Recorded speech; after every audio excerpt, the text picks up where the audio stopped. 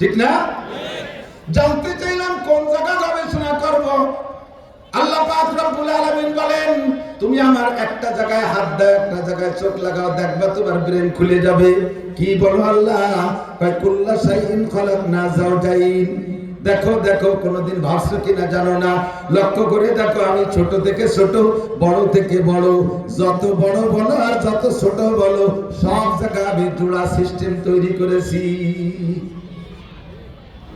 জোড়া আছে না নাই?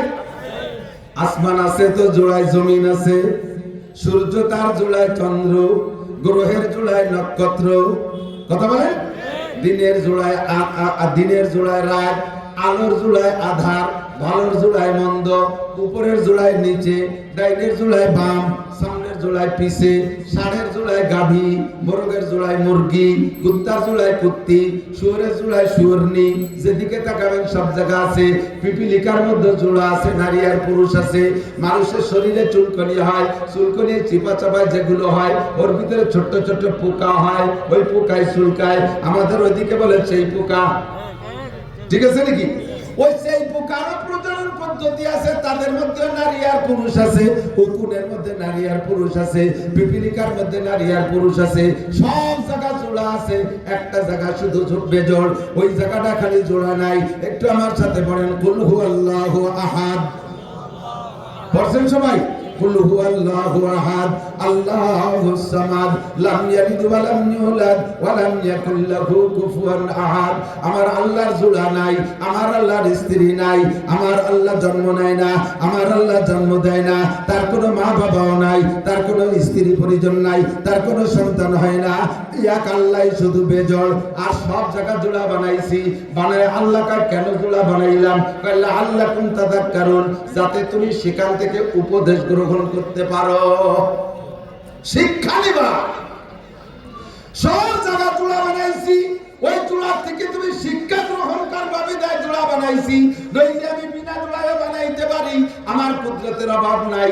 আদম আলাইহিস সালাতু ওয়াস সালামকে সর্বপ্রথম বানাইছে, তাই না? আদমের আব্বার নাম কি? একজন মানুষ যদি বলতে পারেন আদম আলাইহিস সালামের আব্বার নামে, তাহলে আমি জীবন ভরে যা কামাই করছি তারে দিয়ে দেব। পারলাম না আদম আলাইহিস সালামের আব্বার নাম কইতে, তাহলে হাওয়া আলাইহিস সালামের মার নাম কি? হাওয়া আলাইহিস সালামের মা নাই। যে আল্লাহ হাওয়া আদমরে বিনা মা বাবায় বানাইতে পারছে, ওই আল্লাহ সব মানুষ কেমন করে বানাইতে পারতেন কিনা? আল্লাহকা খালাকনা কুল্লা শাইইন যাওজাইন, সব জিনিসকে জোড়া বানাইছি। লাআল্লাকুম তাযাক্কারুন, যাতে ওখান থেকে উপদেশ গ্রহণ করো। কি উপদেশ গ্রহণ করব? একটু ভাবলেই বুঝতে পারবেন। এক নম্বরে দেখো, যারে যে জায়গা দায়িত্ব দিচ্ছি সে সেই দায়িত্ব পালন করে। একজনে আরেক জায়গায় যার জন্য সম অধিকারের স্লোগান তোলে না। মুরগিরে দায়িত্ব দিচ্ছি ডিম পারবি, একটা না এক সিলের আগে থামবি না 40টা, 40 সিলে না। মুরগিরে কইছে একটা না 40টা ডিম পারবি, ওইতে গাইরেস্টে গোটা কুড়ি খেয়ে ফেলবে, আর 20 দিয়ে তোরে ইতিকাফে বসাই দেবে। 21-22 দিনে ইতিকাফের পরে তুই হিদায়াতের বাচ্চা ফুটবি 20 দিয়া। মুরগিতে জীবন ভরে ডিউটি পালন করে। কোনদিন মুরগিরা কইল না যে আমরা কতকাল এভাবে ঘরের মধ্যে বসে বসে ডিম পালবো আর তা দেবো, এখন মোরগে যা করে আমরাও তাই করবো। কইছে নাকি মুরগিটি? কথাগান, মোরগে যা করে আমরাও তাই করবো, কইছে? মোরগে বাঘ দেয়, আমরাও বাঘ দেবো। মোরগে বাঘ দেয় না? বাঘ দেয় কিসি? মোরগে। মুরগিতে বাঘ দেয়, ওরে দায়িত্ব দিয়ে দেন। আমাকে বলে মোরগ নাই, আর বাঘ তুই দিবি। বাঘের সুর কি? মোরগে বাঘ দেয়, 3 মাইল দূরত্বে শোনা যায় কুকু সুবহুন কুদ্দুসুন। মুরগি কি হয় যে কয় যে আমরা তো এই সমাজে থাই, আমরা দেব না কেন? তোমরা দিতে কুরুত কুরুত করি ওঠে। তোমার ওই কাজ না, তোমার কাজ জিম দিবা, বাচ্চা ফুটাবা। মোরগের কাজ হলো প্রজনন ডিউটি পালন করবে। ষাঁড়ের দায়িত্ব প্রজনন ডিউটি, গাভীর দায়িত্ব বছরে একটা বাচ্চা দেবে, 3-5-10 কেজি দুধ দেবে। কথা কোন ঠিক কি ঠিক না? জীবন করে গাভীতে সেই ডিউটি পালন করে, ষাঁড়ে তার ডিউটি পালন করে। গাভী ষাঁড়ের জায়গায় যাইতে চায় না, মুরগি মোরগের জায়গায় যাইতে চায় না, কুত্তি কুত্তার জায়গায় যাইতে চায় না, আরে শুয়োরনি শুয়োরের জায়গায় যাইতে চায় না। সাথে কোনোদিন কইল আল্লাহ সৃষ্টি জগতে আমারে বড় চেহারাওয়ালা বানাই বানাইছো, কিন্তু আমারে মানুষে দেখে কম। আমি রাতের বেলা আলো দেই, সে সময় মানুষে ঘুমাই থাকে। আর কতকাল এইভাবে ফলায় ফলায় চলবো? এখন থেকে আমরা দিনের বেলা উঠবো, সূর্যরে রাত্রি আসতে কম। এই পেয়ে সাথে কোনোদিন আন্দোলন করে নাই, সূর্য কোনোদিন কইল না আল্লাহ আর কতদিন এরকম পিঠ পোড়া খরা দিয়ে দিন ঘুরে ঘুরে বেড়াবো। এখন থেকে আমরা শেষ রাত্রি উঠবো, সাতরে দিনের বেলা আসতে কম। এইগুলো সূর্য চন্দ্র গ্যাঞ্জাম বাধাই নাই, মোরগ মুরগি গ্যাঞ্জাম বাধাই নাই, কেউ কেউ জায়গায় যাইতে চায় না। আল্লাহ কয় এখান থেকে উপদেশ গ্রহণ করো। ওয়াখালাকনাকুম আজওয়াজা, হে মানব জাতি তোমাদেরকে আমি জোড়া জোড়া করে বানাইছি, অর্ধেক পুরুষ আর অর্ধেক নারী। পুরুষের ডিউটি আলাদা, নারীদের ডিউটি আলাদা। যার যার জায়গায় সেই থাকো, তাহলে প্রত্যেকের সম্মান ঠিক থাকবে। ওরা যদি কেউ ডিউটিতে ত্রুটি করে, তাদেরও সম্মান থাকে না। দেখেন না, কিছু কিছু গাই আছে বাচ্চা দেয় না, ডেলিভারি নেয় না, গর্ভধারণ করে না। তো গর্ভধারণ না করলে তো বাচ্চাও দেয় না, দুধও দেয় না। এই গাইলে কতদিন খাওয়াবেন?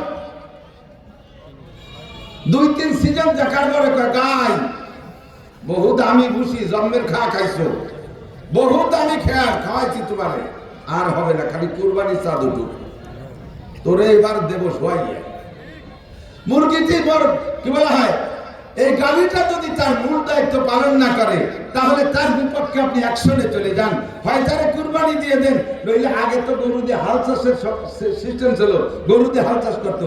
কৃষকরা জানবেন, জবাব দিতে পারবেন, আপনারা তো কৃষি কাজ করছেন, হাল চাষ করছেন। তারা বলেন এই জাতীয় বাজা গাই যদি বাজা হয়ে যেত, তার সম্পর্কে সিদ্ধান্ত নিতেন কি, ওরে আলে জুড়িয়ে দিলি পারা গর্ভধারণ করে, ওরে আলচশালী, পেটে চর্বি কাটে, পেটে পরে গর্ভধারণ করে। তাহলে যেই গাইডায় তার নির্দিষ্ট নিজস্ব দায়িত্ব পালন না করার কারণে তার ব্যাপারে আপনি সিদ্ধান্ত চেঞ্জ করে ফেলাইছেন, তারে পুরুষের সাথে হালে জড়িয়ে দিয়েছেন। আল্লাহ কয় যে নারীদেরকে দায়িত্ব দিছি, করনা ফি বুয়ুতিকুন্না, ঘরের মধ্যে বন্দী থাকবা, সাংসারিক কাম করবা, বছরে একটা বাচ্চা দিবা, 3 বছর পরে একটা বাচ্চা দিবা।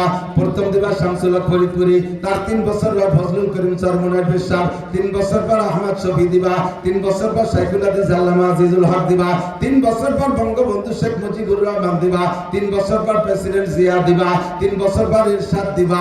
এই সমস্ত সোনার সন্তানগুলো তোমরা জন্ম দিবা। যদি তোমরা বড়ি খাইয়া ট্যাবলেট খাইয়া বেড়ে কয়ে যাও আর পুরুষের মতো ভাব ধরো, প্যান্ট শার্ট টাই কোট পরে ঘোরো, তাহলে আমি আল্লাহ সিদ্ধান্ত পাল্টাই দেব। ওই গাভীটা বাচ্চা না দিলে যেমন ষাঁড় গরু বলদ গরুর সাথে আলে জুড়িয়ে দেয়, মহিলা তোকে আমি আলে জুড়িয়ে দেবো, চষিয়ে খা, আলে জুড়িয়ে দেবো, চষিয়ে খা। পুলিশের চাকরি করবি, বাচ্চা নিয়ে আরামে ঘুমাবি কম্বলে তুলে, তা তোর ভালো লাগে নাই। এখন তোর পুরুষের সাথে কাঁধে কাঁধ মিলে চলতে ভালো লাগে, ঠিক আছে।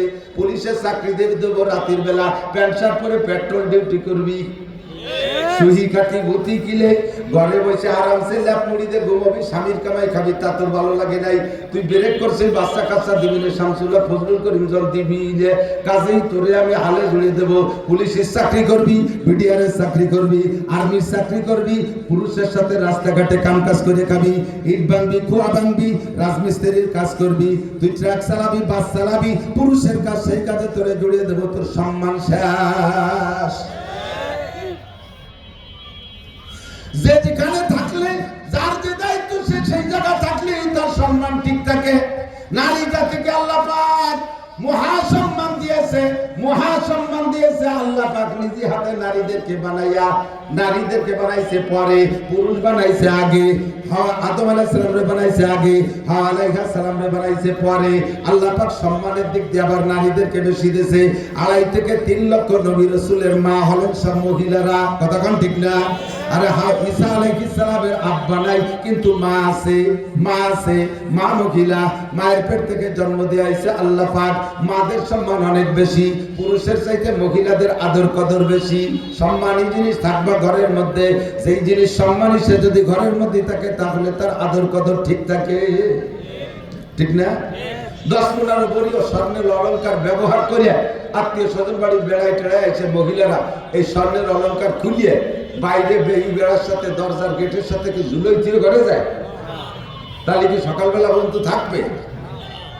ও কি করে, খুলিয়া রাত্রে ও ব্যবহার করে শোয় না, আবার সরে যদি অন্ধকারে ঢুকে গলাতে খুলি মিলি নিয়ে যায়, ওই খুলিয়া কোটোর মধ্যে থবে, কৈঠরে বয়ামের মধ্যে, বয়ামের সুটকেসের মধ্যে, সুটকেসের ট্রাঙের মধ্যে, ট্রাঙের স্টিলের আলমারির মধ্যে, এইভাবে পদে পদে তালা দিতে চাবিরে এমন জায়গা সারছে 1 মাস পরে সে চাবি নিজেও তালাশ করি পায় না। এত সারলেন কেন?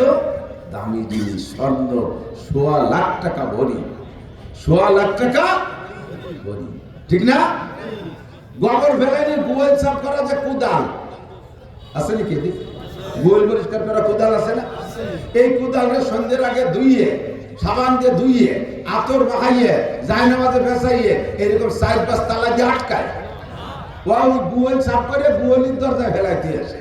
চোরেও ধরে না, চোরেও নেয় না, চোরেও চিনতে যে নিয়েই কাজ করতে পারবো না, ডাক্তার কবিরাজ না দেখাইয়ে কামার বাড়ি নিয়ে হুড়াইয়ে সাইজ করে তার সাথে নতুন কিনাই গেল, গোবর ফেলানি পুরন কোদাল নেওয়া যায় না। কথা বল না কেন?